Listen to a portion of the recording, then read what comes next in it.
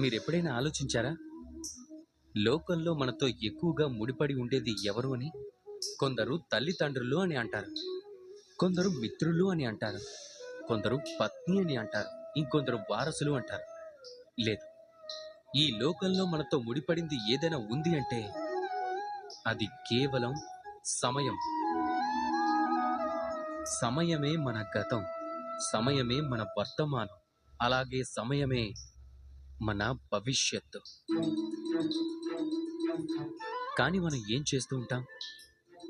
మనతో ముడిపడి ఉన్న సమయాన్ని, ఎంతో అమూల్యమైన సమయాన్ని మనం వృధా చేస్తూ ఉంటాం. కొందరు భవిష్యత్తు గురించిన తీపి కలల్లో తేలుతారు. మరికొందరు గడిచిన కాలంలో మునుగుతుంటారు. కానీ ఒక్కసారి ఆలోచించండి. గడిచిన కాలం మీరు ఆలోచించటం వల్ల అనుమాత్రమైనా మారదు.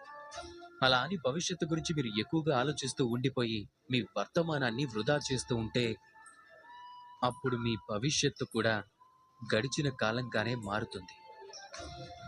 అందుకే ఈ రోజు గురించి మాత్రమే ఆలోచించండి. దాన్ని ఉన్నతంగా మార్చుకోండి. మీ భూతకాలం, మీ భవిష్యత్తు వాటికవే ఉత్తమంగా మారిపోతాయి. రాధాకృష్ణ.